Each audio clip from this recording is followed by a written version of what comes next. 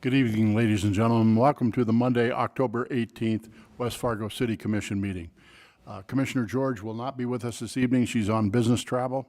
And I'd also ask that everybody in attendance please silence your cell phones at this time.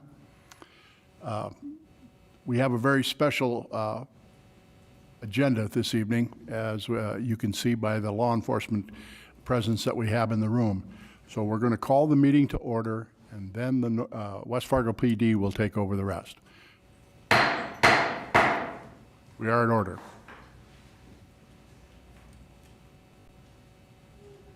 Honor guard, post colors. Please stand.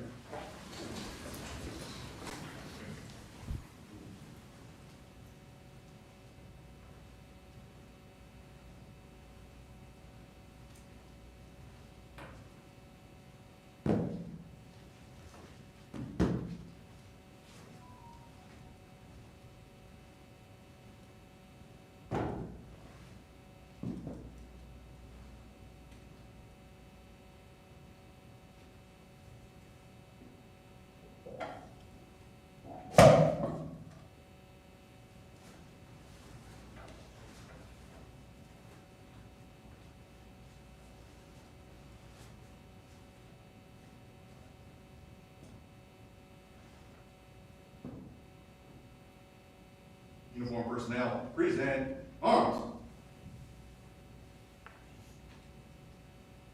Please join us in the Pledge of Allegiance.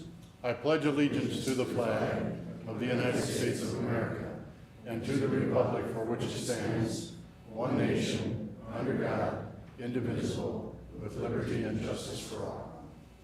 Order, arms.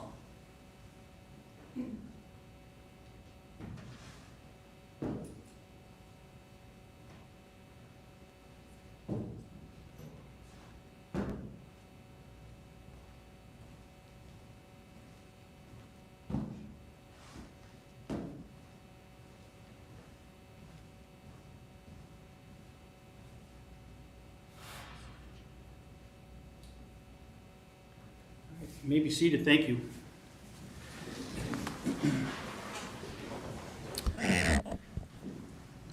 Commissioner President Brewtus and fellow commissioners, I just want to thank you for tonight's event. It is a great honor and privilege for me to be here before you tonight to swear in the most recent hires from the West Fargo Police Department, our 6 most recent officers, and welcome their family and friends to the city of West Fargo. So I thought it was important to either restart the tradition or start a tradition of bringing our police department personnel, our sworn officers, before you as commissioners and for the public, for the people that might be viewing these commission meetings at home, to have an opportunity to meet and see the newest police officers that we bring on board. So I'm happy to be able to do that tonight. So shortly I'm going to administer the oath of office to our officers, and then I'll ask each one of the officers to introduce themselves to you, tell you a little bit about themselves tonight. And that'll be followed by a badge pinning ceremony. And then we will, I guess, exit from the commission meeting, and we will re-adjourn in the training room for some cake and coffee with the family members and the officers. So just again, wanted to thank you for the opportunity tonight to be in front of you and to introduce you to our newest staff members. So.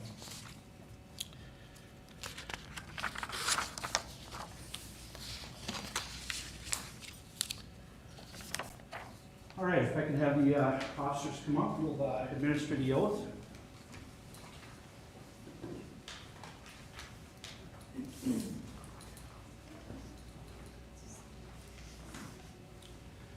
If you'd raise your right hand, please, and repeat after me. I state your name. I, Denis, having been duly appointed a police officer for the city of West Fargo, having been duly appointed a police officer for the city of West Fargo, do solemnly swear that I will support and defend the Constitution that I will support and defend the Constitution of the United States and that of North Dakota. of the United States and that of North Dakota. I will faithfully and impartially, to the best of my knowledge and ability, perform the said duties of said office according to law. I will constantly strive to achieve the objectives and ideals to achieve the objectives and ideals as stated, dedicating myself to my chosen profession, law enforcement. So help me God. Thanks, gentlemen. All right, we'll start with Officer Timothy Brown, badge number 706, if you want to come up, please.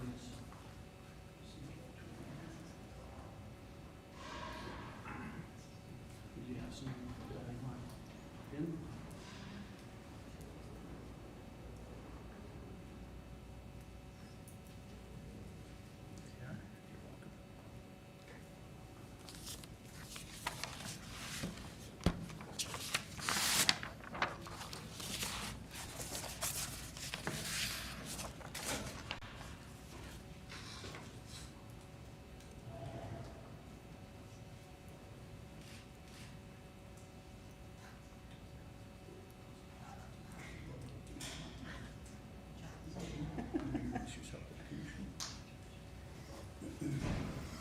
Commissioners, my name is Timothy Brown. I grew up in Memphis, Tennessee.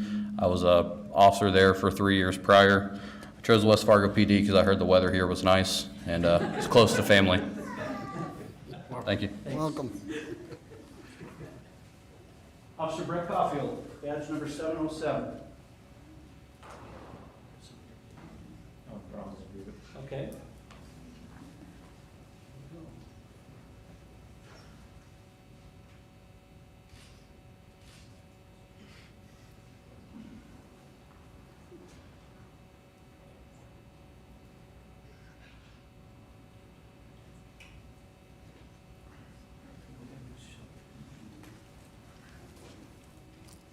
Hello, Commissioners. I'm Brett Caulfield. I'm from Lancaster, Minnesota. I used to work in Los Angeles, and I chose West Fargo because it's pretty close to home. Officer Wesley Booth, badge number 708.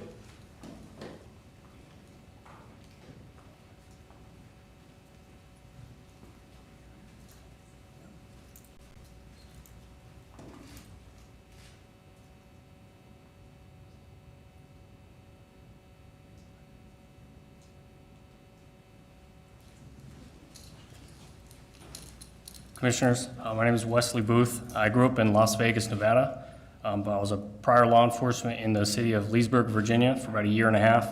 I chose West Fargo Police Department because me and my wife really enjoy cold weather and have also heard only good things about the city and its police department. Welcome. Officer Jared Birch, badge number 709.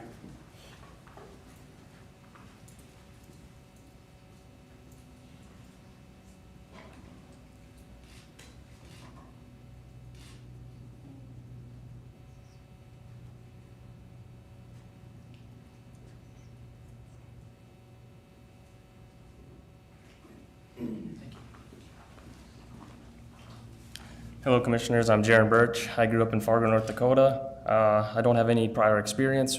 I chose West Fargo because it's where all my friends and family live, and I want to serve the community that they live in. Officer Charles Swingham, badge 710.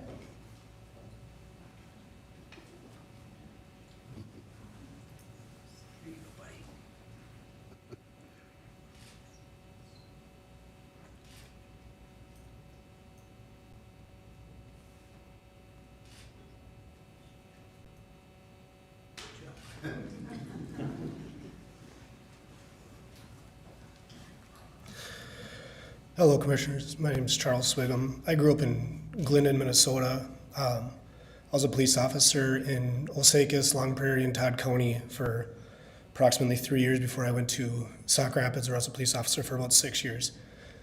I chose West Fargo because it's always had such a great reputation, and it's a really good city to work in, and it's closer to home.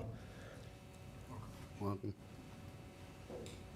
And Officer Cole Matson, badge number 711.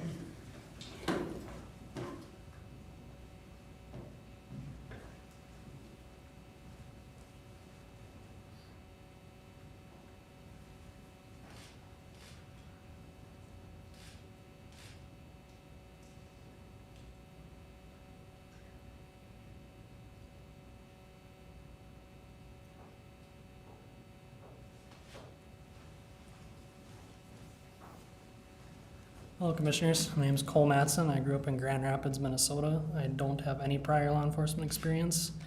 I came to West Fargo because the more I came to the city, the more I fell in love with it and realized this is where I wanted to be and serve the community.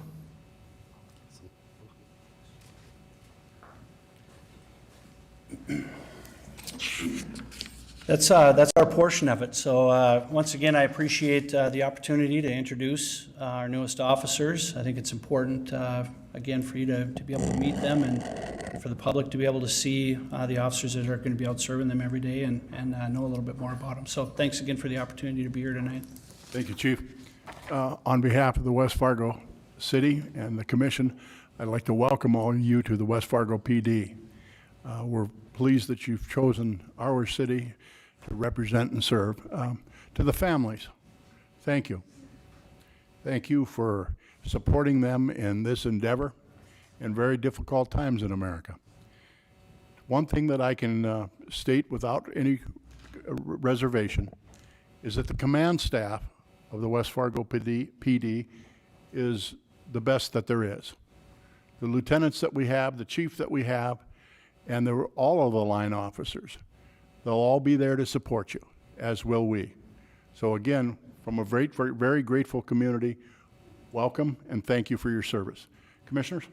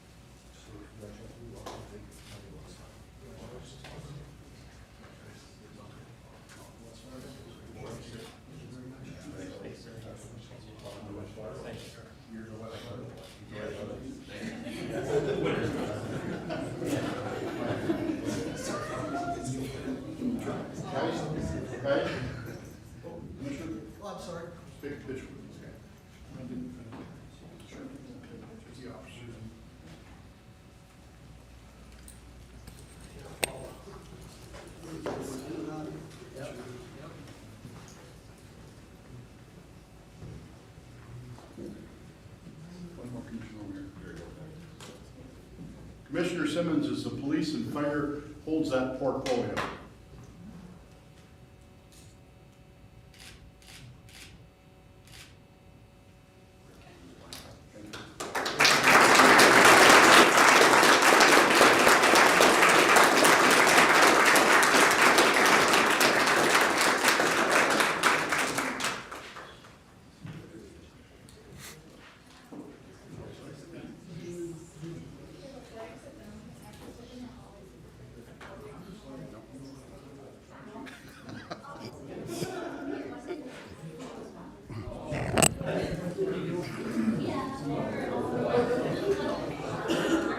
She said. So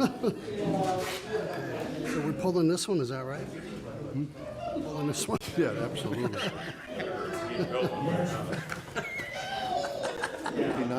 Doesn't matter. Well, yeah, nobody signed it anyway. Nobody signed it anyway. What did they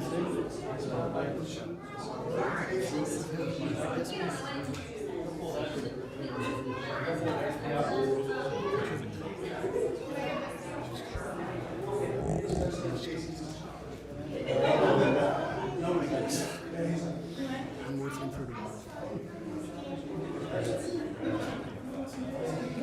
Yeah, I got coffee, cake.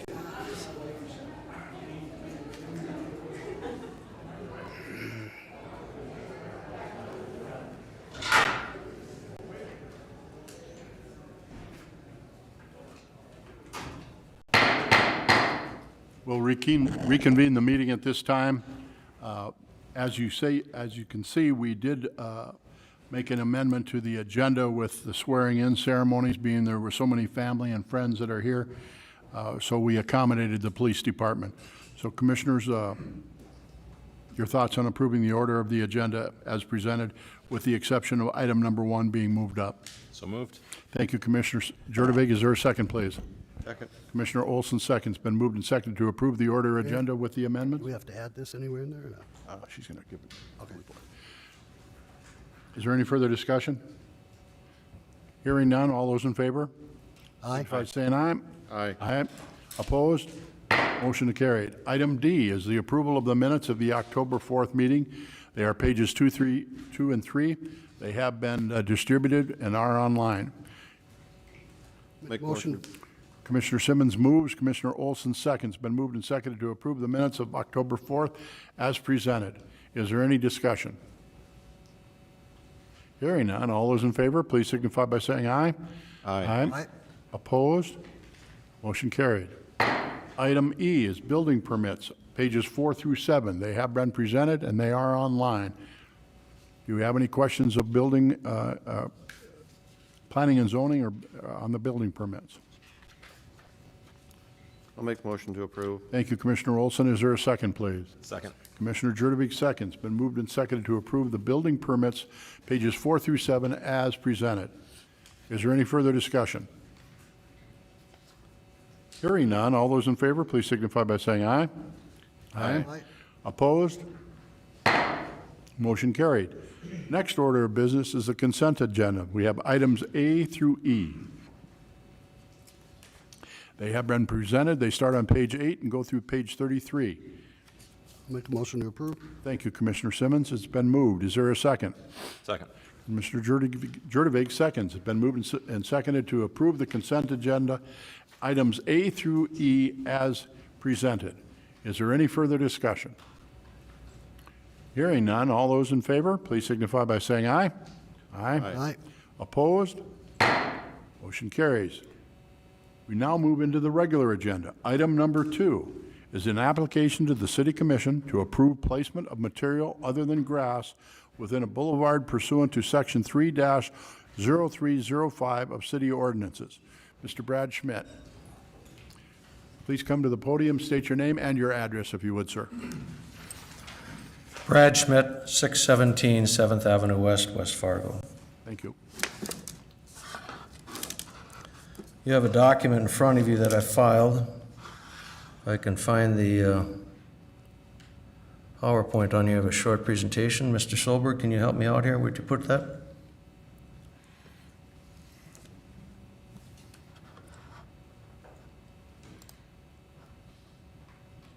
Is that it? Yes, sir.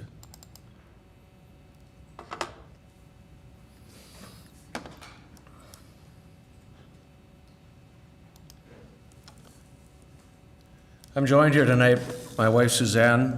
We've lived at this residence for 40 years, and we're here to request replacing the boulevard sod in the north side of our house at 617 7th Avenue West. As I said, we've lived at this house for 40 years. It was our starter house. We've still lived there, and we've done a lot of work on this house, invested a lot of money, invested a lot of time. Last year, we undertook a major yard renovation project, replaced the front driveway, replaced the steps in the north and the east or the west side, and did quite a bit of other yard work in there. So this has been our home and probably will be a forever home. We'll see what happens here. 7th Avenue Boulevard history is constructed in the late 60s, early 70s. Our house was constructed in 74. It's a narrow 3-foot boulevard on both sides of Cheyenne Street of 7th Avenue from Cheyenne Street to just west of Elm Street. And then from there west, it's a combination of narrow and wide boulevards. Not unlike a lot of other areas, the older parts of the city. The newer boulevards, of course, are much wider.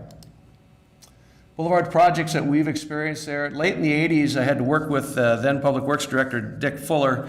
We had to replace the water valve in our house. The city could not find the shutoff.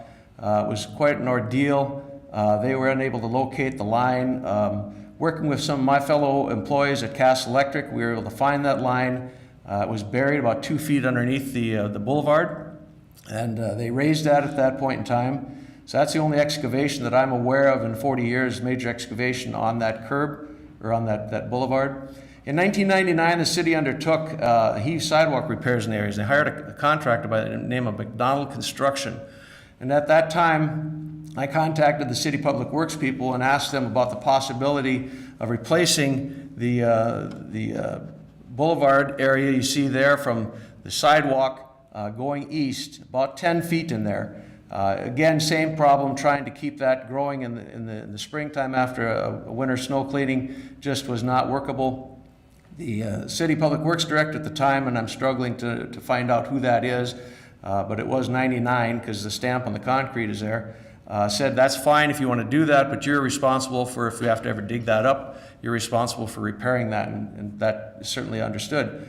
Later, after that, we had a reason to pave another area, and again, I called City Public Works and asked them if I could do the same thing on the east side of the driveway. We had that, you can see the curb stop there right behind the mailbox. We had a street sign there, and then I was putting a new mailbox up, and I asked to replace another about 10 feet of that going to the east. That is quite a congested area, trying to remove snow around there, and it gets piled pretty high with snow. The City Public Works Director at the time again said that's fine if you want to do that. You just need to be responsible for that. If that area ever needs to be dug up, you're going to have to replace it. We would not replace that concrete in there. And so my wife and my son and I did that at the time. A lot of issues on this area with those narrow boulevards with snow and ice accumulations on it.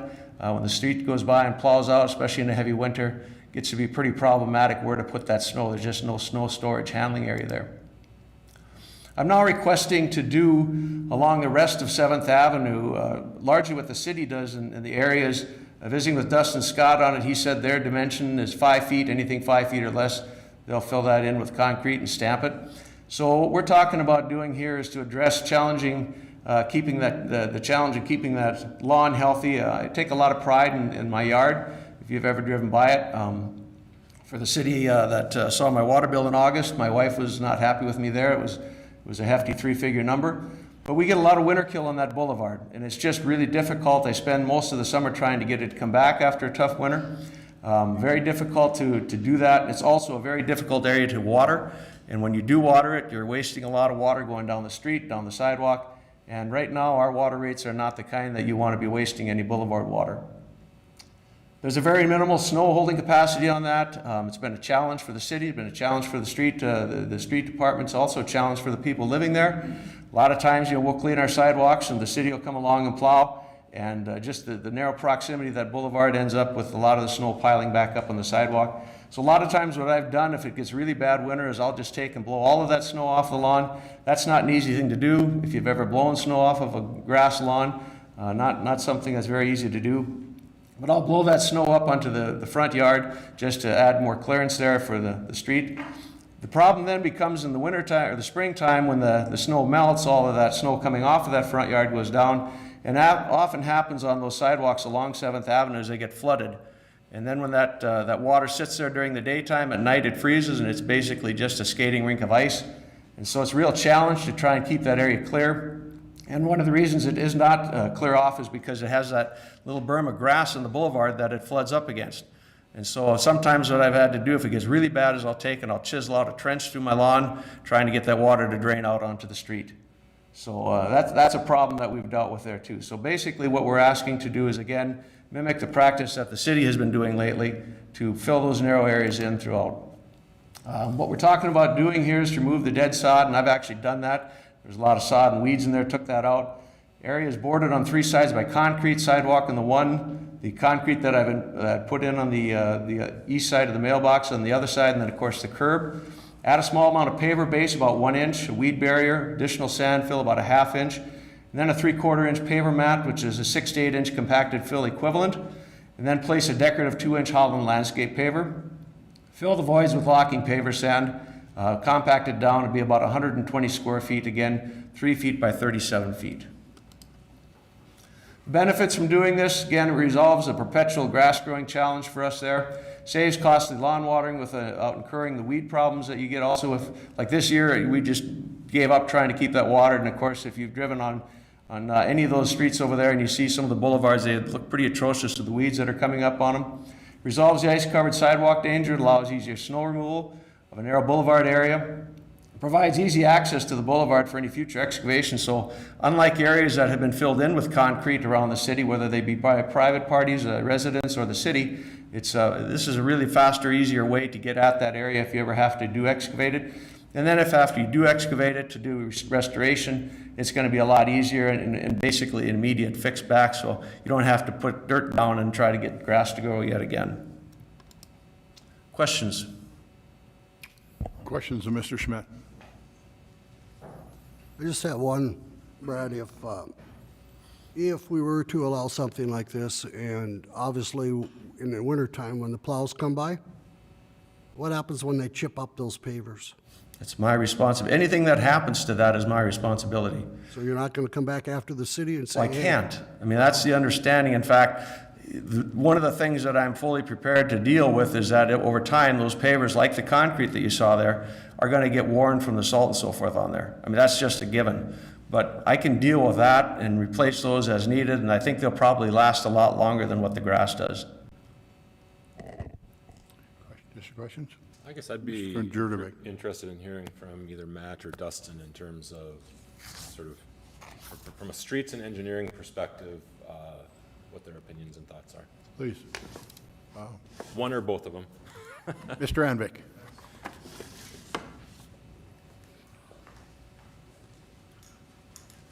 I guess from the, good evening, Commissioners. I guess for my perspective, I'll kind of echo what he said the past Public Works directors have done. As long as we're not responsible for maintaining it or repairing it if it gets damaged, that's kind of where we're at. I mean, that's just, you know, if we happen to scrape it up, or like we did 2 years ago when we had to go back and blow some of those boulevards, there's that chance that we might damage one of those pavers sticking up. But if, you know, the resident's going to take that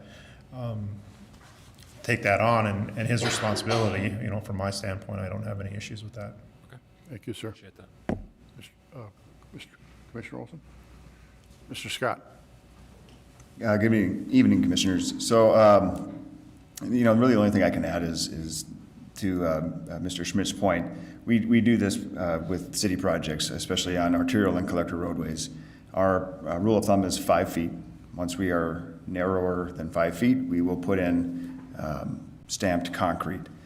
The only thing that we do differently than Mr. Schmidt is proposing is just that we put in stamped concrete section, not pavers. I guess I'm not concerned with the pavers if they're willing to maintain them, but you know, maybe for consideration are things like potentially a more robust policy in this regard, because we could have future residents wanting to do different style or different techniques, and we might want to just get a better handle on what we would like to see when this situation happens. And I'd also say that we don't have a lot of residential boulevards that are less than 5 feet, so this is certainly a unique situation. Thank you. Any other questions? Commissioner? Not for you, Dustin, no. Commissioner Olson? Yes, Mr. Schmidt, you put in that cement on the curb and then from your driveway over to the mailbox without obtaining a permit. You just called the Public Works Director and asked him if you could just do this, and he said, yeah. That's correct. So there's no permitting, no nothing. So basically, they're in non-compliance right now. They should not have been there because it was not permitted. I disagree with you, Commissioner. I called the Public Works. They said that's fine to do it. They didn't say that I had to get a permit. If I had to get a permit, I would have expected them to tell me. So, no, I don't agree with you. so, I believe for concrete, you don't I don't know. need it. But it's in our boulevard. Yeah, my only concern is we have a ordinance Right. with regard to this, so that's the thing I think we need to clarify here. Commissioner Simmons? Thank you, Mayor. So, back in the 2000s, several years ago, we went through the same issue with a lady in Elmwood Court. And what concerns me is not, I know, Brad, you know, I know you're an engineer, you're going to do everything right to the T, but the other people aren't. And like with this lady, what we did back then is she started the process. We made her stop and we made her go back to the way it was. And what we said at that time, because there are a lot of these around town, people just went and did them over the years. But that prior commission said at that time, we're not going to allow this, but yet it was too painstaking and too expensive to go back, so we were going to let the people alone that had it, but we were not going to approve this moving forward. And since that date, that's how it's been. So to me, to set a precedent here tonight and allow this, even though I know you're going to be perfect with it, where do we stop? What stops anybody from planting shrubs or grass or weeds that they say is, you know, at what point, how much is this going to take us to you know, what kind of a can, I guess, of worms are we opening? That's my concern with it. Not that you're not going to do a great job. It's the other people. You have an ordinance that basically says they have to appear before you like I am right now, and if you don't like what they're doing, if they don't show you how they're gonna do it and you're not satisfied with it, then you say, no, we're not gonna accept it. But there are a lot of people that are just going to do it, I think, if they see this start. They're going to just say, oh, I guess we can do it. It's no different than building a house. If you wanna build a house and you don't do it with an ordinance, you stop it. Commissioner Jurdovic, did you have a point that you wanted to make? Yeah, I mean, I'm torn on it. I mean, it sounds like from a few perspectives, like, you know, as long as the homeowner is taking the risk of any damage and so forth, I understand the precedent piece, but then what on the flip side of that, the city itself is doing this in similar scenarios. So that's kind of an odd, I mean, if we're cementing boulevards that are 5 feet and less, we're doing it for a reason, and some of it is the same reason that this homeowner has. So I'm kind of torn. Thank you. Mrs. Fisk, do you recall the incidences that Commissioner Simmons recanted with regard to how this was handled in the past, that as Mr. Schmidt went to the Director of Public Works and it didn't come before the commission, even if there was an ordinance on the books? That was prior to my time with the city. We have not had any of that I'm aware of since I started. Mr. Shockley, would you review give us some guidance on the city ordinance as it is written now and what we're considering this evening? Sure. Thank you, Mr. Commission President, members of the West Fargo Commission. I believe the ordinance was in place. It's been in place for a long time. The rationale is that you don't want people placing things in the boulevard without a permit from the city. Did somebody from the city say it was okay to put in? I don't know. Oftentimes, and just to be frank, things like that may have happened and it never even reached me or my predecessor that was it okay or not. You can certainly allow activities within the boulevard.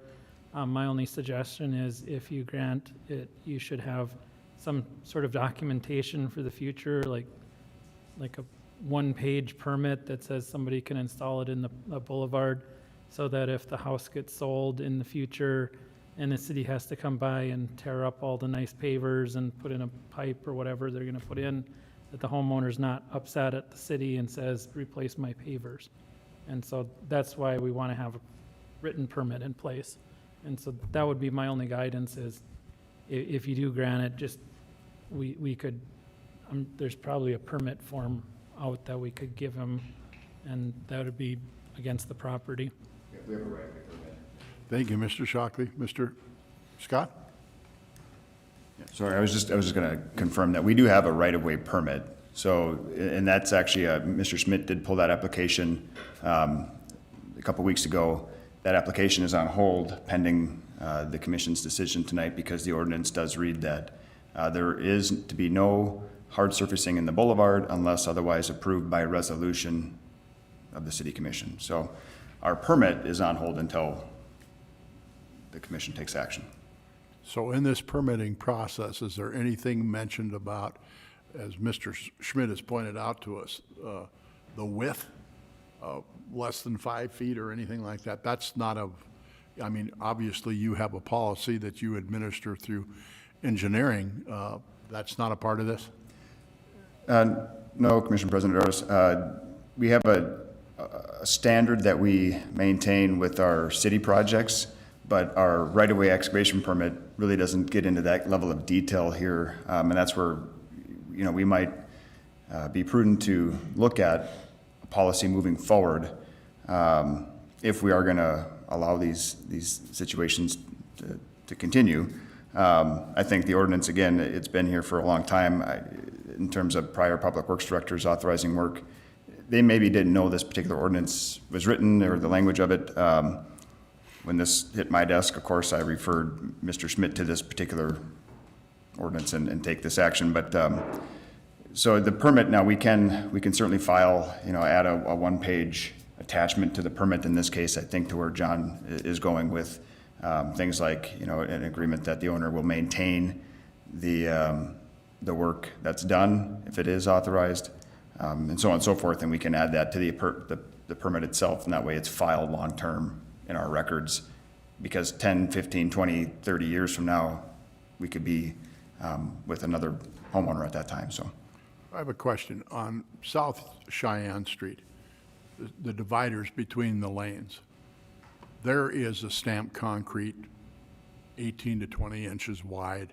Is that for the same reasons as Mr. Schmidt is talking about this evening? Is the buildup of snow and sand and the like there, and too hard to keep the grass growing?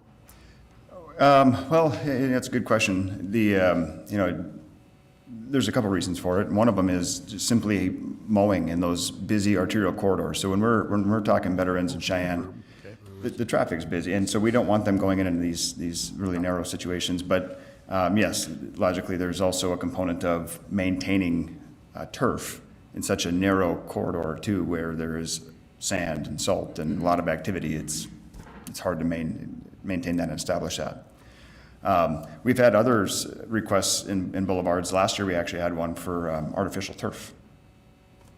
We decided, again, we kind of pointed out this particular ordinance, but we just said, generally we don't allow hardscaping, and now artificial turf isn't necessarily hardscaping, but it is changing the nature of this, and there are implications. When you start changing the nature of the turf, there are other things to consider, things like runoff. Our storm sewer systems are designed with a certain factor, and if we were to start increasing the impervious surface of our right-of-way, we would need to account for that in our storm sewer runoff design. So that's where I think, to Commissioner Simmons' point, if when we have 10,000 parcels to really apply this to, that could become problematic if we started to allow, whether it's 5 feet or 3 feet. There are certain things that somewhat of a domino effect long-term, but like I said earlier, this is a bit of a unique situation, and I don't know that there's too many residential boulevards that are less than 5 feet. I haven't inventoried that throughout the town, but it's just, again, something to consider as you. All right. Thank you, Mr. Scott. You bet. Additional questions, commissioners? Of Mr. Schmidt or of staff? All right. Mr. Schmidt, do you have anything additional for us? No, I do not. Thank you. Thank you for your time. Yes, sir. Commissioners? I'm on the fence a little bit, but I'll make a motion to approve. We have a motion to approve. Is there a second, please? Is there a second, please? Dartis seconds. Well, that way we can at least have a discussion about this. I'll start the Commissioner discussion. Simmons? Thank you, Mayor. I just don't think we should open this can of worms. I don't think we should set the precedent. If we have these all, everybody starts doing this, there goes our green space.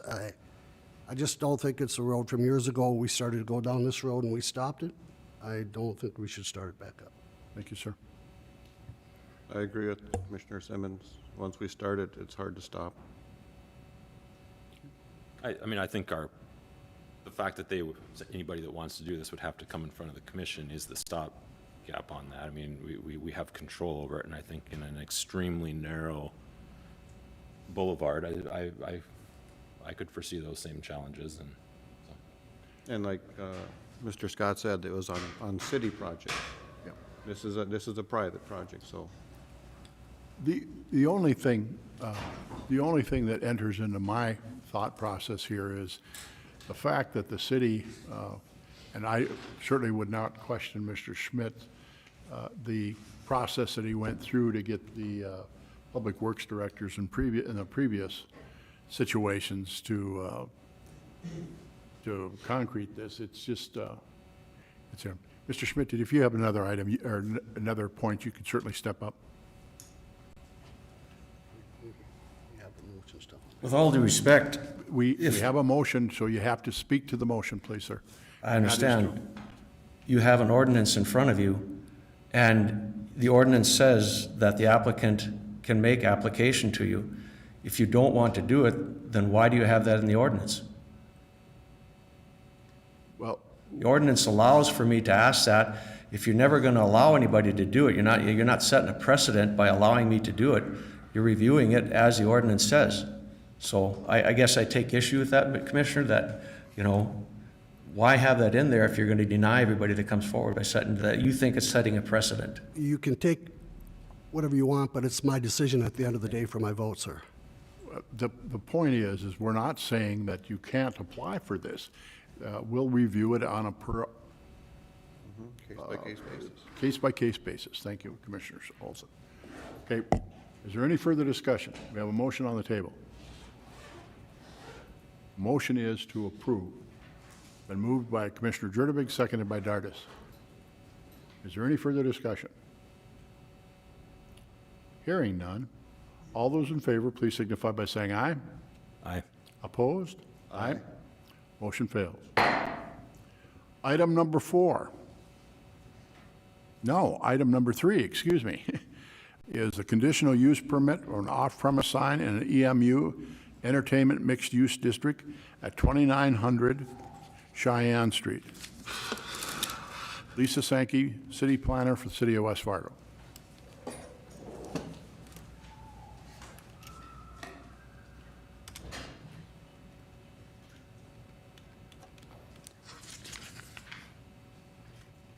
Thank you, President Dardis and Commissioners. This application was received in order to allow construction of an off-premise sign within the Entertainment Mixed-Use District. The applicant is requesting review by the City Commission after denial by the Planning and Zoning Commission. The applicant previously submitted site and elevation plans for a 48-foot-high, 315-square-foot video board on the northeast corner of the property. At the October 9th Planning Commission meeting, the applicant submitted plans for a smaller four-sided monument-style sign in which the portions visible from Cheyenne Street would be 176 square feet, 112 square feet on the front and 64 square feet on the sides. The sign would be a little less than 20 feet in height. Under the general sign regulations in the EMU district, on-premise, multiple tenant signs on a freestanding sign structure may not exceed 150 square feet, except if a setback of 20 feet from the street right-of-way in front is provided. The total signage may be increased to 200 square feet with a setback of 20 feet. It would meet the maximum size for an on-premise sign. Staff would encourage the Commission to review the statement of intent when considering the sign. Specifically within the statement of intent, new development and redevelopment should be in mixed-use buildings, which will create and/or contribute to the overall vibrancy of a district that supports entertainment and employment activity 24 hours a day, 7 days a week. In further research, it was also noted that during the adoption of the Entertainment Mixed-Use District, the Planning and Zoning Commissioners showed concern that allowing for an off-premise sign as a conditional use was intended to provide for just one sign in each district, and it may cause other property owners in the community to lobby for off-premise signs, which would not be favorable. There is already an existing one off-premise sign in this district to the south. As I mentioned before, the Planning and Zoning Commission recommended denying the request on the basis that the sign is not consistent with city plans and ordinances. Should the City Commission find the proposed application to meet the intent of the Entertainment Mixed-Use District and it is consistent with the characteristics of the surrounding area and intent and context of a vibrant entertainment environment, then there are 4 conditions for approval. This isn't a public hearing. I believe the applicant is here this evening. Thank you. Ms. Sankey, is there any questions? Just one. Commissioner Olson? In our packet on page 46, it shows a diagram of where it'll be placed and looks like it's right on top of a utility easement. Is that correct? The sign would need to be set back 20 feet based on the size. So it couldn't be on an easement and it couldn't be in the city right of way. It would need to be set back. So where the red square is not where it would be? Correct. Okay. I think that's a 10-foot easement, so it'd need to be back another 10 feet. Okay. Just wanted to clarify that. I'm just going to make a motion. Okay. Questions for the lady? All right, thank you. Do we have to have the public hearing? This is not a public hearing. Not? It's Okay. a request to reconsider with the Planning and Zoning Commission. Okay. I'd make a motion that we reject the proposed application on the basis that is not consistent with city plans and ordinances. Is there a second? Second. Commissioner Olson seconds. Been moved and seconded to deny the conditional use permit for off-premise sign in the entertainment mixed-use district at 2900 Cheyenne Street. Is there any further discussion?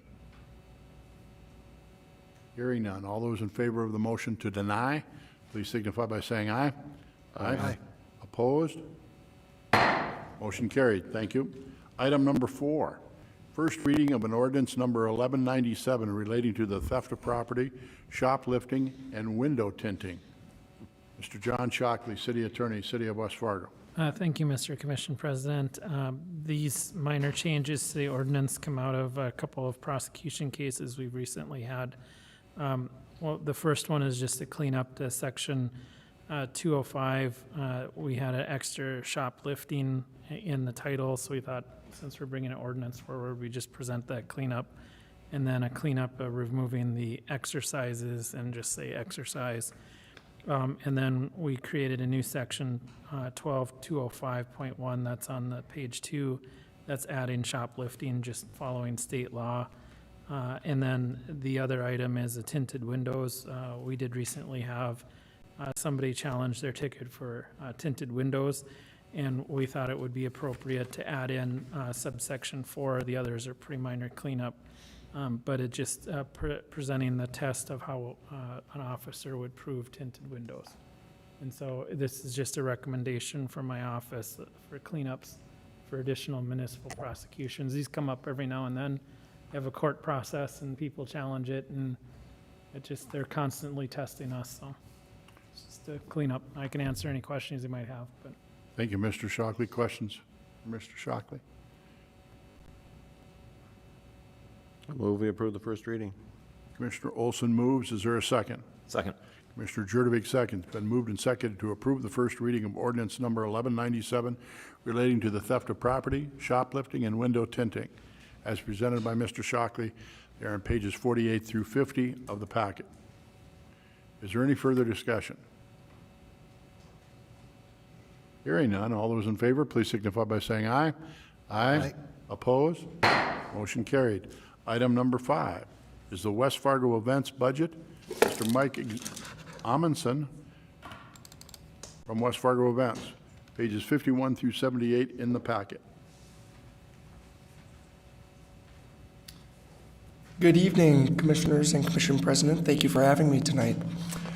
Tonight's presentation is intended to be a brief recap of the summer that we had for West Fargo events and all the community events that were hosted at the public spaces that we manage on your behalf, and then also to discuss the budget where we'd be looking for approval for our 2022 operating budget. So very brief, I know that most of you already know all of this information. So West Fargo Events is a 501c3 organization that is working on behalf of the city and the school district to manage their public facilities that don't fit the traditional ownership model. Our nonprofit does combine the resources of some of these local political subdivisions to be able to create experiences and save our taxpayers money, but also just work smartly on behalf of our community. Our offerings are open to the public, and most of them are free of charge. We do have a couple of occasions where we do charge something. One example would be professional bull riding that we brought in, but a lot of times when there is a ticket involved with any entertainment at one of the venues that we're managing, it's due to a rental with a private ownership of that service or fee for the night. And then lastly, the main measurement that we use for our success at West Fargo Events is public participation in the experiences that we're providing. Now, yes, there are some financial measurements of success, and also we do want to have head counts when we are providing public programming. But ultimately, our goal at West Fargo Events is to make West Fargo the best community that we can for our taxpayers, for the people working at the city, and for you. Serving on the board of directors at West Fargo Events, we do have two of you up here tonight. Commissioner Simmons is the president of West Fargo Events, and then Bernie Dardis also does serve on our board of directors, along with two school board members, Jim Jonas and Dan Schaefer. Dan is our vice president at West Fargo Events. Two park board members, Ryan Gellner and Jake Lauritsen, and then three community members at large. Todd Burning is our treasurer, Eddie Shealy, and John Hansen round out the rest of the board at West Fargo Events. Our team is much larger than you probably would imagine, but some of the large-scale entertainment that we're now running does require an army of people to be able to put these large events on. So at West Fargo Events, we do have 12 full-time staff right now. We've got 6 on the operations team. We've got 5 on the marketing and events team, and then we have myself rounding out the full-time staffing. Part-time, we have well over 100 part-time staff. On any given night, we may have 60 or more people working on the Essentia Health Plaza for one single event. So these things are nothing short of small miracles, and especially when taking into account that many businesses right now are struggling to fill all their positions. We were lucky enough to be able to have a great summer of programming and attract all of these great employees, which really does show with some of the awards that are being won. We recently won for in general, the Essentia Health Plaza at the Lights project, along with the city and the developer Epic Companies, the Fargo-Moorhead West Fargo CVB Pineapple Award, which is the award given to the organization or project that makes the largest impact locally on the tourism, events, and hospitality industry. We also were voted a top 5 nonprofit in the Best of the Red River Valley, and our team really takes a lot of pride in that, because without everyone pulling the rope the same direction, none of that happens. The people that we serve, sometimes we have large crowds, sometimes smaller. We had a lot of people skate at the Essentia Health Plaza ice rink last winter. We had over 30,000 ice rink users. We had cruise night out in the Lights Entertainment District. We put on a summer musical. We had professional bull riding, concerts, you name it, we had it. We had a lot of amazing events, whether it was the community art experience, Kidchella, family movie nights, family fun nights. We had a lot of themed events that kids from the neighborhood, the entire community took in and had a lot of fun.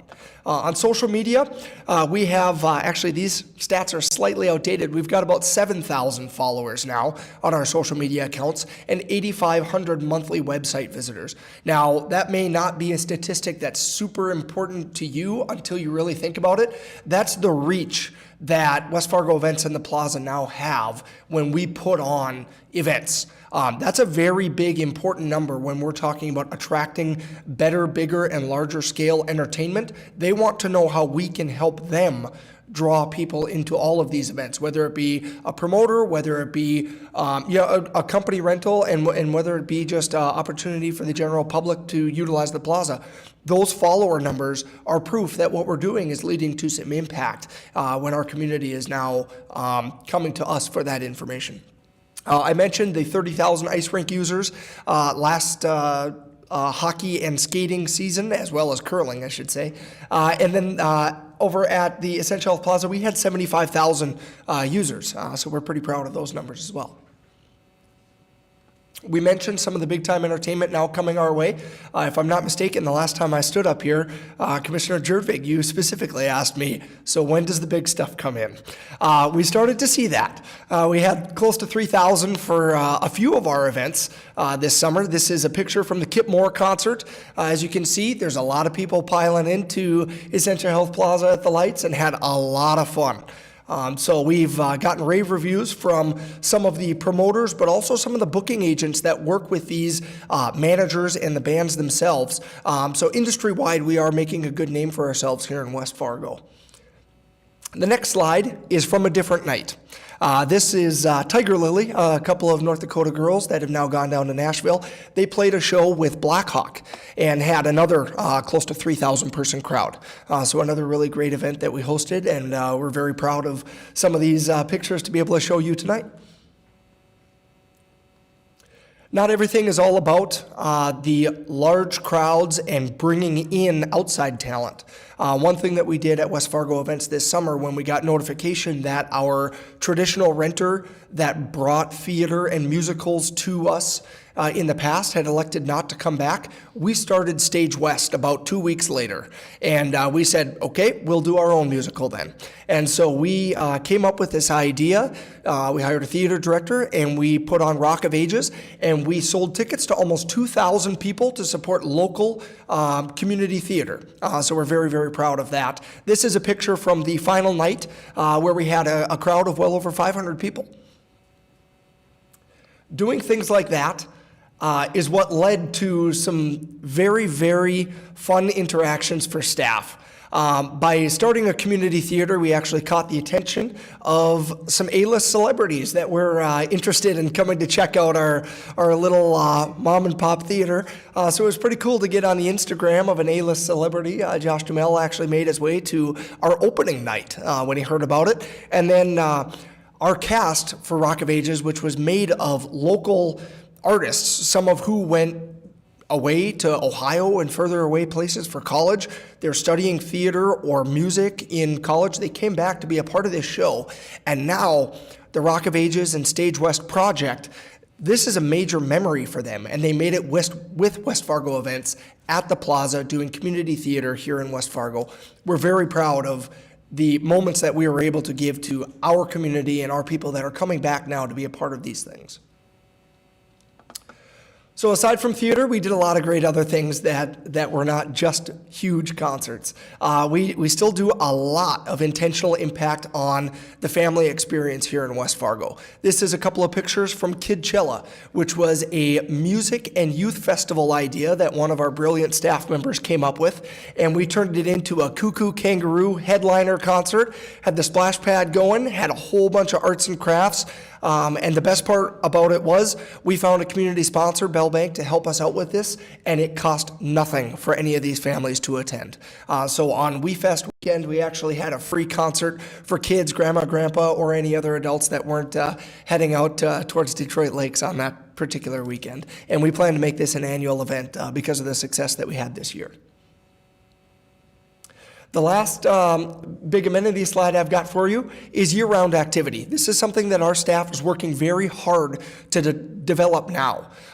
With the skating rink at the Lights, we proved the concept of putting an NHL-size hockey rink out there, and we wanted to show people what else can we do. So we hosted curling in the spring. We've now got figure skating groups that want to do showcases out here, and we have a lot of interest from the hockey community to be able to do some games here as well, aside from the public skating and the open hockey that these outdoor rinks traditionally do attract.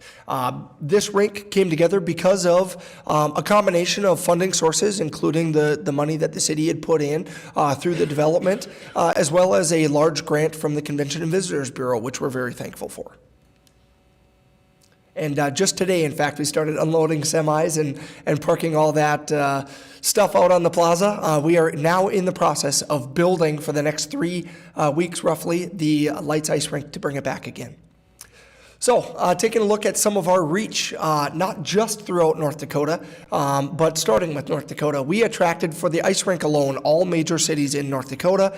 We hit a lot of major cities in Minnesota, not just Moorhead. We hit a good chunk of South Dakota, California, and we even had visitors from as far as Portugal check in with us at the Lights Ice Rink. We've had tournament inquiries from as far away as Chicago for some double and triple A showcase type things. And we've got people joining us for tournaments from as far as Lincoln, Nebraska at the moment for their registrations in some of our things that are coming up.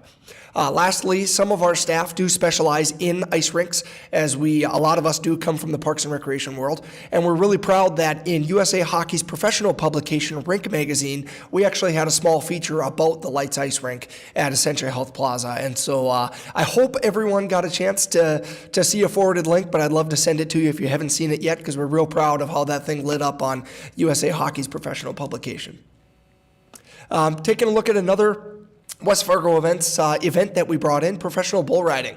We hit a whole slew of regional states, getting all the way down as far as Missouri. We also had riders come from Brazil, Canada, and all over the United States. We're pretty proud of how that one came together, and we're looking to make it even bigger in the next year. Stage West brought in visitors from California, Arizona, Georgia, Colorado, South Dakota, North Dakota, and Minnesota as well. This slide, I am not going to read all these states and provinces to you. It's kind of a whole bunch of alphabet soup. But as you can see, we've got a real good reach throughout the United States when we're talking major concerts. This is just from the 6 major concerts that we hosted this summer. And as we take a look at a map so that it's a little easier to understand here for people like myself, we had 39 states, including Washington D.C. there, that were represented, whether they checked in with us, purchased tickets from us. So obviously the tourism aspect of Essentia Health Plaza, the entertainment district at the lights, obviously we've got some proof that it's working now. Taking a look at a heat map here, this is ticket sales from Blackhawk. This is not every single ticket that was sold, but this is going to give you an idea of how localized the ticket reach is. Obviously, Cass County is our darkest green, showing where most of the tickets were sold, and we would expect that.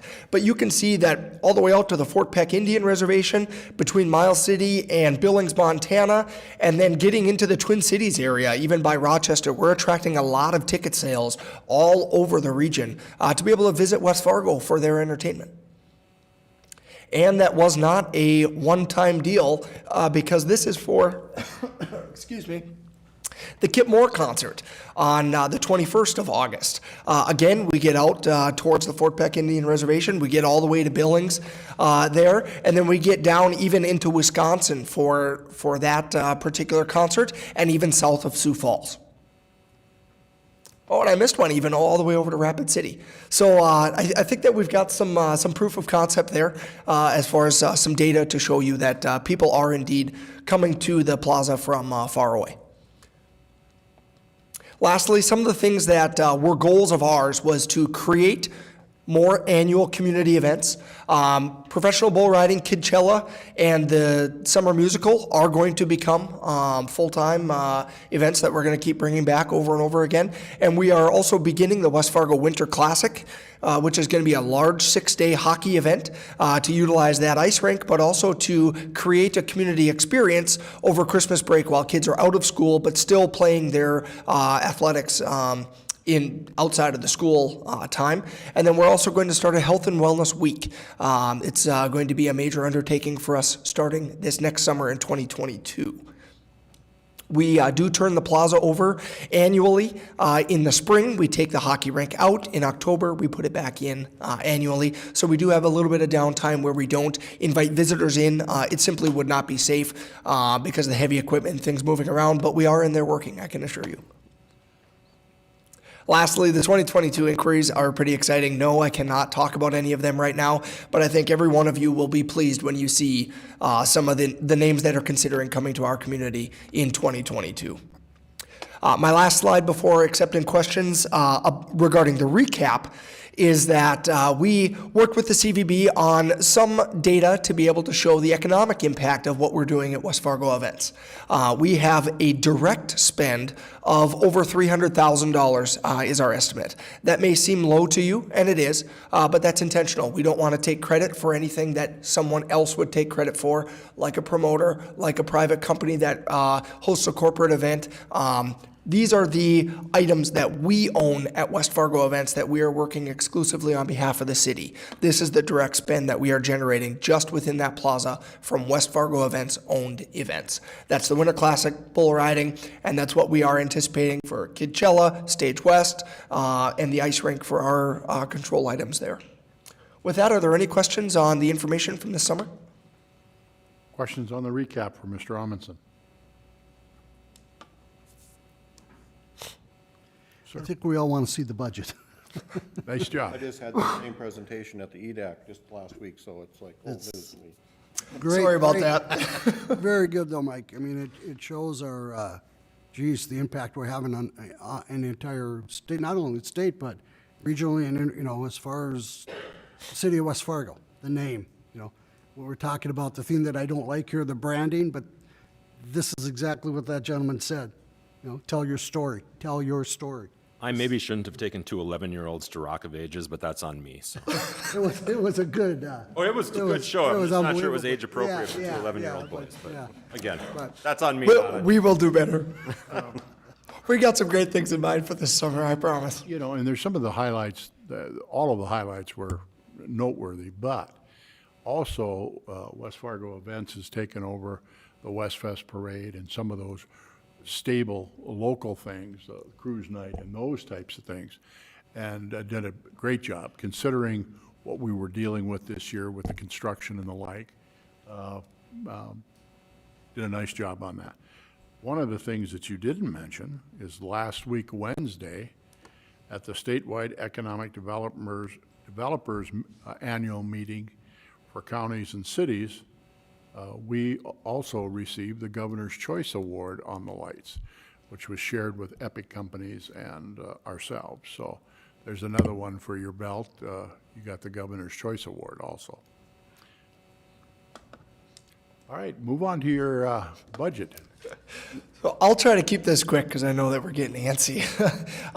So the memo that was included for you tonight is just really the recap of what was our thought process when we were putting this budget together as West Fargo Events. So for starters, we did take into account a 3% inflation adjustment for our existing budget line items. We did have an agreement to take on all City of West Fargo established annual events, and then we are asking for the full cost of the ownership of the parking structure expected expenses. This letter was approved by the Board of Directors at West Fargo Events with a recent vote in their meeting on September 30th.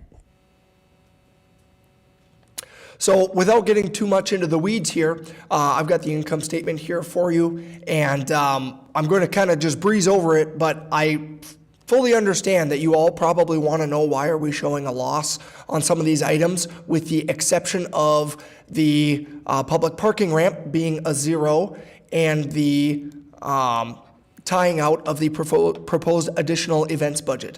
The number that I want you all to understand here is going to be that $140,385 for the 2022 budget that we are planning. So what does that all mean? As we take a look at the 2022 budget, West Fargo Events is asking the city for a total contribution of $400,039 to be able to pull together a total budget of $937,829. We do have a contribution list for you there for each amenity that is offered to the public, as well as a $50,000 city programming and services fee that we would propose as well. On top of that, we do expect to generate nearly $400,000 in revenue, with the bulk of that coming from Essentia Health Plaza and the Lights Entertainment District for a total of $397,405. And West Fargo Events is prepared to contribute that $140,385. That was the shortfall that I mentioned on the budget that you previously took a look at. As we scroll down towards projections, you'll start to notice a leveling off on the total fees here. At this point, West Fargo Events does feel that we are now in the position to be able to strictly work on standard inflation adjustments moving forward once we get this budget approved. The major jumps in this budget, which we already alluded to, the full cost of the parking structure, as that does not fit the mission of West Fargo Events specifically for any sort of subsidy model, and then the additional $50,000 for the programming that we spoke of West Fargo Events taking over on behalf of the city to alleviate some of the pressure on the communications and public works departments. Scrolling past the projection summary over to the expenses, as you can see here, 2022, we are projecting $937,829 in expenses, with the splits shown for you just in a very basic model. We split it to two different categories: operations and maintenance, or events, depending on which one we're talking about. With there were no events to be had at the parking ramp, so we led that to more maintenance versus operation and events. And then also the staffing and benefits that are required for us to employ the people that it takes to be able to manage these spaces. Showing here, what is it that we are providing for these dollars amount? Obviously, we had the presentation a few moments ago, but when we're talking summer at West Fargo Events, that event season for us is 22 weeks. We typically have 30 weeks of what we call a little more of our hockey season, and 22 weeks of of strictly event season. So as we break that into May through September, the POW MIA Plaza hosted 22 events in 153 days. Almost all of the time, 99% of the time, that plaza was fully open to the public. On 2 occasions, we did shut the plaza down to the general public, or 1% of the time, the general public was not allowed in because of a ticketed or private event. When taking a look at Essentia Health Plaza at the lights, in that same 153-day span, we hosted 97 events at the Essentia Health Plaza over the 153 days. The total was 83% of the time, or 127 of those days, it was completely unrestricted access to the plaza through the entirety of the day. 26 times we did something that day that required a ticket to attend, or it was a private party. For example, we had corporate parties where companies came in, rented the plaza, and they wanted to have their company gathering, their company picnic. We just recently held fundraisers for Essentia Health, as well as a hiring fair for Essentia Health, for examples of other things besides the concerts that we're doing that do shut off access to the general public. So, in other words, 83% of the time that amenity is available to the public. 17% of the time over the course of the May through September, we shut down or restricted access at some point during the day, not necessarily all day. Taking a look at our last slide for the night here, this is just a graph to show you, in reality, when we take a look at that close to $1 million budget, 43% of that, or the part here in green, is what is coming from the city of West Fargo with some sort of payment for management services. The other 57% is coming from generated revenue and West Fargo Events contributions towards the events to help us accomplish our mission of putting on public programming and managing public facilities. Lastly, a letter of support from the Convention and Visitors Bureau, which is in your packet for you. Are there any questions? Questions from Commissioner Simmons? Commissioner Jurtevay, excuse me. So I guess, the piece of this that really jumps out at me is, and that I feel I need more understanding on, is the parking. What about managing the parking garage costs $12,000 a month? I mean, that's pretty much what you're asking for that piece next year, within a few dollars of it. It just seems really high when we don't staff it. It's not like there's a parking attendant there and so forth. You're correct, there's not an attendant, but what we have found, and I do believe that the Walker Consulting report is going to come back to back this up as well, is that parking ramps are much more of a significant maintenance undertaking than I think anyone ever really realized in the past. For example, we do need to strip out the caulking in between all of the horizontal precast pieces, and we need to refill that, and then that's going to be a constant maintenance and upkeep item for years to come. Water always finds a way. It's always leaking. We're always going to be patching holes. We do need to do concrete patching, and then snow removal takes quite a bit of time. There is roughly a 30-inch lip all the way around the exterior, and so then that simply becomes people hand-picking items out of there to be able to keep it clean to the standards that the city of West Fargo would like to see it at. I mean, what you described there, and I guess, I view this so separate from all the other great stuff you guys are doing. I mean, we could have a full-time city staff 100% focused on that and accomplish it for less than $142,000 a year. I mean, we're already buying specialized snow equipment for some of the snow removal downtown on Cheyenne Street that could easily work in a parking garage. The caulking between the cement slabs is something that a maintenance person could do, cleaning it, and it wouldn't take 100% of that person's time, and it would cost us less than that. So that's the piece of this. I mean, everything else looks great to me for the benefit of the events that we get, but that is one piece where it feels like there would be a less expensive way for the city to achieve that goal. Great point. On the caulking and those items that you talked about, Mike, are they annual events? Multiple times Ongoing? a year. Yes, ongoing, consistently. And one thing I would like to point out is that the staffing for that ramp is roughly $60,000. Yeah, but I mean, there's some of that operation and maintenance, because actually the payroll and benefits piece for next year is 82,452. And then the operations and maintenance, which is a portion of that, I'm assuming also pays for some amount of time, whether it be a contractor or somebody else. So. I would like to mention that the 82,452 includes the private security that we bring in. Well, then I have more questions, because why wouldn't the private security that you bring in why wouldn't that cost be associated to the event that it's tied to? It's actually 5 times a night. We have checks with a security company to make sure that we don't have nefarious activity within the ramp. I thought you were talking about security that was event specific.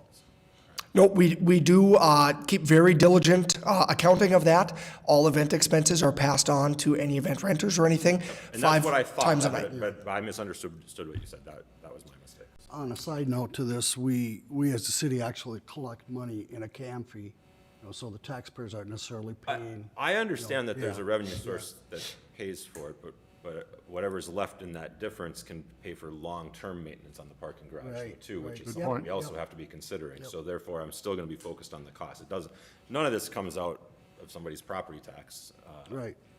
That's not what we're talking about, but.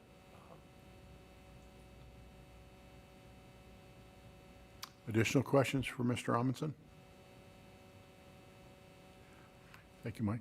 I'm sorry, yeah. So Mike, once we get through this process, depending upon what we decide, then you've got a budget just for that COLA increase in the future, is that right? Just for that, basically, you put a 3%?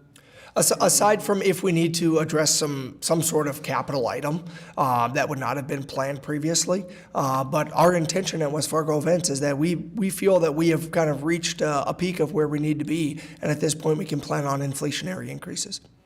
Okay. One of the things that, we're relatively new at this.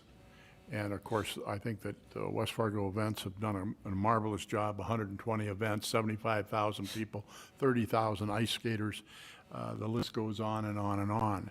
And as, Mr. Amundson has pointed out, 43% of the revenue is being supplemented by the city of West Fargo. So there was expenses in running the West Fest Parade previous to West Fargo Events taking it over and other things. So I think that the metrics of that the board will review on a per event type thing will always be a good part of that, Commissioner Jurdevig, that if the bull riding thing, for example, I was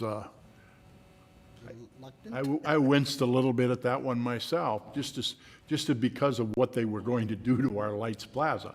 It was a fun event. I was there. That being said, it was a great event, and so we're going to learn from it. We're going to know how to market better, and we're going to know how to reach out to get more cowboys to come on in and do that type of thing. So we're still kind of in a young age at this, but we're certainly very good at it, what we are doing. So this is an actionable item on the budget, Commissioners. So I would make a motion that we approve the budget for the West Fargo Events. We do have, I'm sorry, Mayor, we also, did you mention that the EDC actually voted on this as well? Did you mention that? I didn't. They recommended. I apologize for missing that, but they did vote on So it. we're following guidelines from them as well, so okay. Has this been presented to the West Fargo Parks or the West Fargo Public Schools? Not the city budget. No, I present their portions Okay, separately. very good. We have a motion. Second. Second by Commissioner Olson has been moved and seconded to approve the West Fargo Events budget as presented by Mr. Amundson, pages 51 through 78 in the packet. Is there any further discussion? Hearing none. All those in favor of the motion, please signify by saying aye. Aye. Aye. Opposed? Motion carried. Thank you, Mr. Amundson. Thank you, Commissioners. Item number 6, City Administrator's Report. Mrs. Fisk?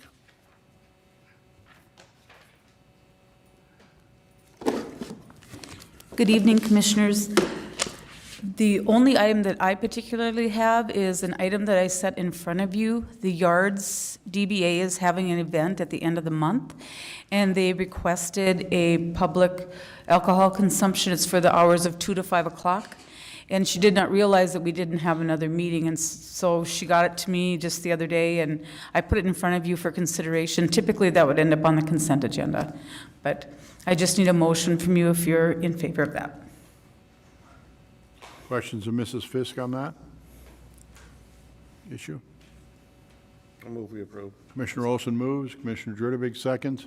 Been moved and seconded to approve alcohol consumption at the Harvest Festival on 10/30/2021 from 2 to 5 p.m. Is there any further discussion? Hearing none, all those in favor, please signify by saying aye. Aye. Opposed? Motion carries. Mrs. Fish, do you have any correspondence? No, I do not have any correspondence, but I do believe Commissioner Olson had wanted our engineer, Dustin Scott, to come up and give just a little update on the projects that are being handled right now. Very good. And as a side note, I'm going to be out late tomorrow afternoon, and then all the next day I'll be in Bismarck doing interviews for the League of Cities Director. So if you're looking for me, I'll have my phone. Thank you, Mrs. Fisk. Mr. Scott. Good evening again, Commissioners. Earlier today, Commissioner Olson stopped by and asked a couple questions on some projects and pointed out something with our Drain 45 bike path that we are complete. We've actually have had it open for a couple months now. I just haven't been up here to provide any updates. So certainly excited about that. We've seen lots of families using it and are excited that it's gone well. And of course, our downtown project is moving ever closer towards completion. The majority of the big undertaking is done, but now there's all the little items to button up here. Our final completion date with the contractor is in November. So otherwise, it's been going pretty steady, and just excited to get through this year's construction season. So How about any your questions? concrete patching all over town, as you put it? And obviously, Ms. Richard from Communication has been sharing with that schedule. How's that coming along for you? Certainly not one of our glamorous projects by any means, but it's going well. It certainly, it's been challenging this last month with the contractor trying to finish all the sites up before the weather really turns cold. So we've had a lot of closures. Yes, President Dartis, our communications department, has done a fantastic job is keeping the word out as best we can. And just we're hoping to get everything complete here in the next week or two. Thank you, sir. Anyone else? Thanks, Thank you, Dustin. Mr. Scott. Thank you. Item number 8, non-agenda items. Commissioners, do you have anything that you'd like to bring forward? Commissioner Olson. Last week, we had the Main Street Initiative in town with the governor here on Monday and Tuesday, and he's here also on Wednesday. And I just want to commend the street department for getting out and tidying up the streets. I saw the street sweepers out all over town on Monday, getting it all cleaned up. We had visitors from all over the state, and even some national speakers, world-renowned people. So the town looked really nice, and hats off to all the staff that attended too. It was quite interesting. Yeah, it was thank you, Commissioner Olson. It was a very proud moment. During a number of conversations with the governor, both Monday, Tuesday, as well as Wednesday at Economic Development, he was very complimentary on West Fargo Parks did an amazing job at the Rusted Center. That was the site where it was held, and they had it set up perfectly, and everything worked really, really well. I know that I talked with Mrs. Herbstopser, our Director of Parks, several times, and she was getting all kinds of accolades from all kinds of folks. And then there were all kinds of inquiries about the nature of that facility and how it serves our public. And she was just beaming. She was very proud of everything that the West Fargo Parks was able to contribute to these events. So they did a really, really nice job. That being said, I had mentioned earlier, also then on Wednesday, when the economic development directors were there, Morgan Kastner and, of course, Lauren Orchard were both intimately involved with organizing that and that event. And that was very well attended, and it was great. And again, the lights, the City of West Fargo and Epic Companies received the Governor's Choice Award for economic development also. So it was a proud week for West Fargo. To all of those that were engaged in that, sure that there was plenty of staff under this roof that were also engaged. We're very grateful for that because it went very, very well. And we also conducted a bus tour. Didn't have as many people show up as we would have liked, but there were 2 buses. And we walked Cheyenne Street and then talked about the amenities of the building, the public space, and all of that. So it was a real opportunity to showcase our community.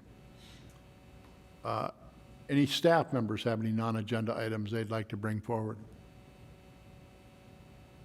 With that, Commissioner Simmons. Move to adjourn. Commissioner Olson. Second. We are adjourned. Thank you, gentlemen. Thank you.